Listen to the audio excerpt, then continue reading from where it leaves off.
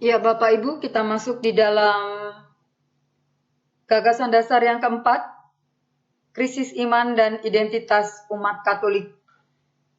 Umat Katolik yang mana? Yang kita semua, engkau dan aku, kita semua di zaman modern ini, Bapak Ibu. Apakah kita mengalami krisis? Pasti. Krisis iman dan identitas di antara umat Katolik. Kita harus mengakui Bapak Ibu di zaman sekarang ini ada banyak hal yang baik-baik sudah mulai semakin menurun. Seperti gotong royong, open, peduli, itu sudah semakin berkurang. Kita boleh lihat Bapak Ibu. Semua hal kita pandang dari untung atau rugi. Bahasa pasar kita bawa ke gereja. Bahasa pasar cuma satu, untung atau rugi. Padahal bahasa gereja itu bahasa kasih. Sangat bertentangan Bapak Ibu. Tak kala kita melakukan sesuatu, kita pasti berpikir, merugikan saya atau menguntungkan saya.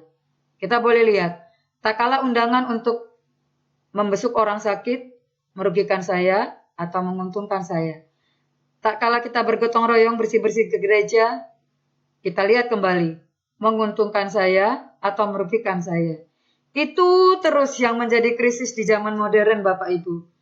Karena memang ada banyak hal yang mempengaruhi. Ya, salah satunya adalah pemahaman yang dangkal, penghayatan hidup yang dangkal, sehingga kita memiliki sikap yang spontan,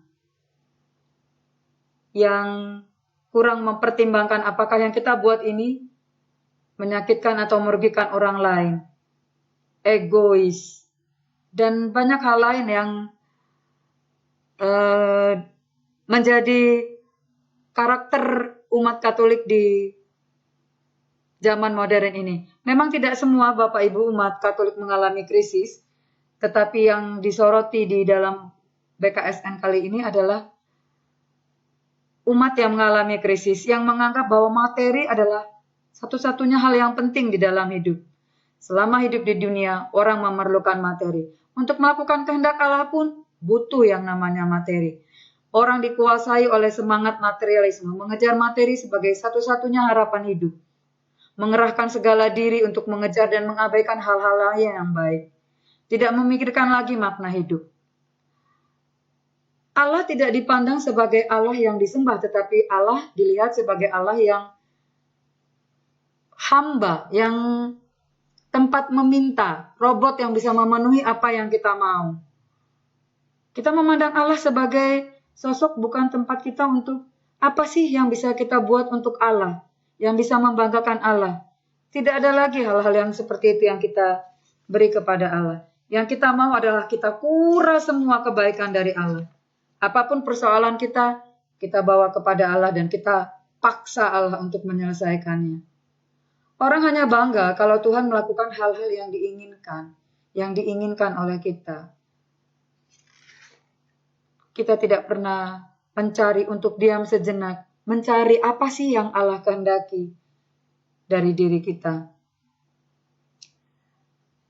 Maka krisis itu Bapak Ibu dinyatakan di sini bukan cuma melanda umat Katolik, tetapi melanda dunia, melanda gereja. Para anggota gereja tidak lagi steril dari pengaruh negatif yang memancar dari kemajuan dunia ini. Arus materialisme ini membuat manusia memiliki pandangan yang keliru tentang Allah. Apalagi kita juga, yang membuat kita mengalami krisis juga, kita kaum yang minoritas Bapak Ibu. Kita hidup di dunia ini menjadi kaum yang terkecil, maka kita akan semakin di banyak tempat di negeri ini, umat Katolik tinggal di antara atau bersama dengan umat yang menganut kepercayaan lain. Lebih dari itu, umat Katolik hanya memiliki kelompok minor yang memiliki banyak kekurangan dan kelemahan. Tanpa disengaja, bahkan tanpa disadari, banyak orang Katolik mendengar informasi tentang ajaran agama lain, menyimpan informasi itu dalam ingatan, dan menerimanya begitu saja sebagai sebuah kebenaran, tanpa mengkonfirmasi atau mengkritisi. Informasi-informasi seperti itu hanya dapat disaring bila kita memiliki pengetahuan yang cukup tentang iman Katolik kita. Sayangnya orang Katolik pada umumnya kurang memahami imannya. Di poin yang kedua kita disuruh belajar dari kaum buangan, tetapi tidak bermaksud mengabaikan, kita sudah belajar tadi di awal. Dan yang di poin ketiga kita disuruh belajar dari pengalaman para rasul. Juga tidak bermaksud mengabaikan, kita juga sudah belajar tadi di awal. Maka kita masuk langsung ke poin yang keempat, Bapak Ibu. Apakah di tengah situasi yang kita alami, yaitu krisis iman dan identitas, masih ada kabar baik? Pertanyaannya, masih adakah kabar baik? Bapak Ibu, mari kita lihat. Tak kala kita kenal. Tak kala kita kenal siapa Allah yang kita sembah. Tak kala kita mengenal sebenarnya Allah kita seperti apa, kebenaran tentang Allah kita. Dari mana kita pengen kenal? Tentu dari kitab suci. Maka bulan kitab suci adalah bulan yang paling baik. Silakan Bapak Ibu, pengen kenal Allah, pengen kenal kebenaran tentang Allah, baca kitab suci. Maka kita akan mengenal Allah yang kita imani itu Allah yang seperti apa. Kitab suci mengutip. Karena begitu besar kasih Allah akan dunia ini, sehingga ia telah mengaruniakan anaknya yang tunggal, supaya setiap orang yang percaya kepadanya tidak binasa, melainkan beroleh hidup yang kekal. Kalau Bapak Ibu kita semua mengimani, mempercayakan begitu besar kasih Allah, dengan percaya kita tidak binasa, melainkan beroleh hidup yang kekal. Akankah kita mengalami krisis? Pasti tidak. Begitu ada persoalan, kita balik lagi baca kitab suci. Begitu besar kasih Allah akan dunia ini, akan saya, akan kita. Ia telah memberikan anaknya yang tunggal. Supaya setiap orang yang percaya tidak binasa. Setiap orang yang percaya tidak akan binasa. Modalnya percaya, beriman. Tapi iman tanpa perbuatan, Alkitab katakan, mati. Maka harus diwujud nyatakan yang kita percayai itu. Tak kala kita percaya, kita tidak akan binasa, melainkan beroleh hidup yang kekal. Maka tidak adalah persoalan yang membuat kita sampai mengalami krisis harus mati. Karena Allah telah memberikan kepada kita hidup yang kekal. Tidak akan binasa. Terdorong oleh kasih-Nya, Allah menghendaki setiap manusia itu hidup berbahagia bersama Dia di surga. Kehidupan manusia di dunia ini cuma sebentar, jangkanya pendek. Pasti akhirnya mati. Hanya raga yang mati, Bapak Ibu, busuk, hancur. Tetapi jiwa manusia hidup bersama Allah Bapa di surga. Allah memberikan kepada manusia itu tubuh rohani yang boleh bersatu dengannya di surga. Tetapi Bapak Ibu, dosa, kita kan hobinya cuma buat dosa. Dosa itu menghalangi kebersatuan kita dalam hidup kekal bersama Allah. Sedangkan kita semua adalah orang-orang yang telah kehilangan hubungan baik dengan Allah karena kita berdosa. Kalau orang kehilangan kemuliaan Allah, ini berarti bahwa ia tidak lagi diperkenankan tinggal bersama Allah. Seharusnya kita semua dijatuhi hukuman mati dan tidak layak lagi mendapat ganjaran keselamatan. Dosa memisahkan kita dari Allah. Manusia yang berdosa tidak dapat tinggal bersama dengan Allah. Kita terpisah. Bapak Ibu, dulu di Perjanjian Lama, kalau orang berdosa, dia akan dia akan memberikan korban sembahan, potong lembu, sapi, domba, dan lain sebagainya. Ditaruh di mezbah, disembah di dalam altar. Asapnya naik menggubung sampai ke langit. Lemak-lemaknya wangi, wewangian bagi Allah. Memohonkan pengampunan kepada surga. Dan itu mendapatkan pengampunan. Itu di Perjanjian Lama, Bapak Ibu. Setiap orang yang melakukan kesalahan, langsung cari kurban bakaran. Dan korban bakarannya pun bukan sembarang sapi sakit, lembu kurus, tidak, Bapak Ibu.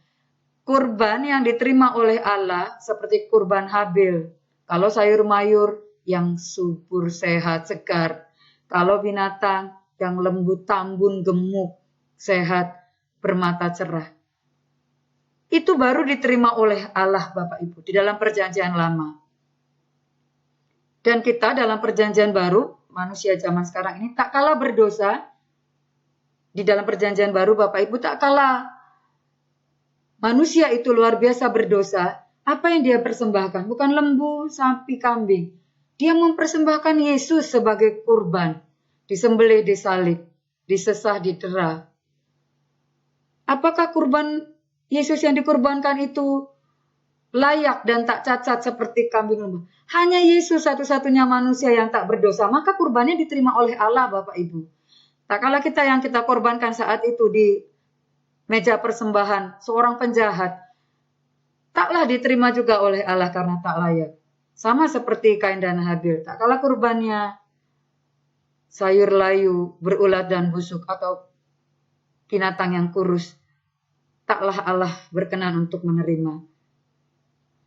Luar biasa Bapak Ibu dalam perjanjian baru. Begitu dosa manusia yang sungguh luar biasa. Ia mempersembahkan Yesus sebagai upeti, sebagai kurban bakaran yang dipersembahkan kepada Allah. Maka dosa manusia ditebus, lunas, diampuni. Setiap manusia boleh bersih kembali, bebas dari segala dosa. Hubungan dengan Allah pun diperbaiki kembali Bapak Ibu. Apakah kita akan mengalami krisis setelah kita mengenal Allah yang kita kenal sebegitu luar biasa mencintai kita? Kita pribadi yang sungguh dicintai Allah. Endap-endapkan Bapak Ibu, direkam, dipikirkan. Tak kala kita memiliki krisis, baca kitab suci. Allah mencintaiku, supaya setiap orang yang percaya tidak binasa. Ia memberikan anaknya yang tunggal supaya kita dapat beroleh hidup yang kekal. Tak adalah lagi yang bisa membuat kita mengalami kehilangan identitas. Tak adalah lagi hal yang membuat kita sampai putus asa. Bapak Ibu, tak kala pandemi COVID ini, gereja mengeluarkan permintaan untuk setiap kita berbagi apa yang ada di kepala kita sebagai umat Katolik. Gereja tidak peduli. Umat sedang di dalam masa pandemi. Umat sedang kehilangan pekerjaan dan seterusnya dan seterusnya. Pemotongan gaji dan seterusnya dan seterusnya. Dirumahkan dan seterusnya dan seterusnya. Tidak adakah kita mengingat, inilah pemahaman yang dangkal tentang kasih Allah yang sungguh luar biasa. Kita diajarkan untuk mengimani Allah yang sungguh mencintai kita sehingga kita juga boleh mencintai Allah melalui sesama. Bapak Ibu, yang di poin kedua dan ketiga kita lewati, kita langsung masuk yang di kabar baik tadi. Sebentar, setelah kita mengenal kebenaran tentang Allah, bahwa Allah yang kita imani adalah Allah yang telah merelakan anaknya yang tunggal untuk menebus dosa kita, maka kita kembali memiliki identitas sebagai orang beriman. Apa identitas kita sebagai orang beriman? Allah menciptakanku sebagai pribadi yang sangat dicintai. Imani di dalam diri kita. Yakinkan diri kita, aku sangat dicintai Allah. Maka aku akan hidup abadi bersama Allah di surga. Jika aku mati besok, Allah akan membangkitkan aku dan membawaku ke tempat kediamannya yang abadi. Sungguh luar biasa Bapak Ibu identitas kita. Dicintai Allah dengan sungguh luar biasa. Kalau mati, langsung dibawa ke tempat kediamannya. Karena dosa kita telah ditebus oleh nyawa putra tunggalnya. Maka tak kala kita sudah memiliki identitas luar biasa sebagai orang beriman, kita akan menyatakan diri dalam Yesus Kristus dan membentuk komunitas, yaitu gereja. Gereja adalah kumpulan orang beriman yang memiliki identitas sebagai citra Allah, hidup penuh dengan kasih. Melalui baptisan kita akan menjadi anggota gereja Katolik yang bersama seluruh anggota gereja Katolik di seluruh dunia hidup sebagai anggota gereja dimanapun berada dan selalu ambil bagian di dalam setiap aktivitasnya. Kita sudah memiliki identitas sebagai orang Katolik. Dan cara hidup kita pun harus mencerminkan identitas kita sebagai orang Katolik tersebut. Kita sudah memperoleh dari Allah yang menggerakkan hidup kita, identitas kita. Dan kita akan menjalani kehidupan kita sesuai dengan identitas tersebut. Kabar baik ini akan membawa sukacita bagi orang lain, Bapak Ibu. Kabar baik ini akan kita bagikan. Maka kalau kita tidak mengalami krisis, andainya kita sekarang sedang tidak mengalami krisis, ada orang yang mengalami krisis, tanamkan ini. Hei, engkau dicintai oleh Allah. Allah sangat mencintaimu sungguh luar biasa. Ia rela merelakan anaknya untuk mati di salib, agar kita beroleh hidup yang kekal. Mungkinkah cinta Allah itu tak mampu menumbuhkan kembali untuk kita memiliki identitas? Maka Bapak Ibu, di pertemuan yang keempat ini, kita akan closing dengan saat manusia sadar bahwa satu-satunya cara kita mencintai Allah itu adalah dengan mencintai sesama. Jadi kalau kita katakan, aku mencintai engkau Allah lebih dari segala sesuatu dengan segenap hati, jiwa, dan raga. Tapi tak kala kita tak mampu mencintai sesama kita, itu semua hanya omong kosong, Bapak Ibu. Tapi tak kala kita punya rasa peduli, punya belas kasih, punya jiwa gotong royong. 2D, 2K, doa, derma, korban, kesaksian, itu simbol misionaris. Maka kita boleh menyatakan bahwa aku memang mencintai Allah. Aku memang sungguh mencintai Allah dengan melalui sesama. Tak kala kita bisa mengatakan aku mencintai engkau Tuhan melalui diri sesamaku, maka tidak ada lagi yang namanya krisis. Umat Katolik telah selesai dengan krisis. Umat Katolik mampu mencintai setiap orang tanpa pandang bulu. Kita tidak lagi akan mengalami krisis iman dan identitas. Itu Bapak Ibu, untuk yang terakhir kita tentu tidak akan mengalami kesulitan karena identitas umat Katolik, krisis iman dan identitas umat Katolik ada di era sekarang. Era di zaman kita sebagai pelaku, bukan sebagai pembaca-pembaca seperti umat Israel dan para rasul. Tapi kita sendiri ada di dalamnya, maka untuk berbagi pasti lebih mudah karena kita memang mengalami krisis-krisis di zaman modern ini. Tentu dalam dunia pengetahuan yang semakin maju dengan pesat dan lain sebagainya, itu kembali kita harus muncul sebagai pribadi yang memiliki identitas kuat, berkarakter kuat, beriman kepada Allah Bapa, cerminan Allah Bapa, citra Allah Bapa sendiri. Itu Bapak Ibu, nanti di pertemuan yang kelima kita tidak lagi membahas tentang krisis, karena di pertemuan yang kelima itu temanya sudah kabar baik dan identitas umat Katolik. Maka di pertemuan yang keempat kita sudah beres, nggak ada lagi berbicara tentang krisis. Krisis telah selesai, ditutup dengan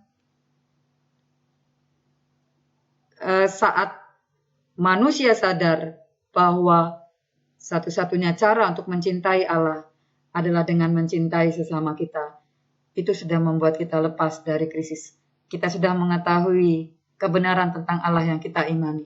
Kita sudah memiliki identitas.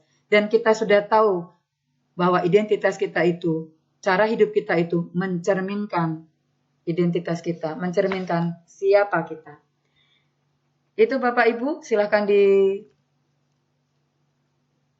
endap-endap kembali, dikunyah-kunyah kembali. Sebelum kita nanti masuk ke dalam pertemuan yang kelima tentang kabar gembira di tengah umat Katolik.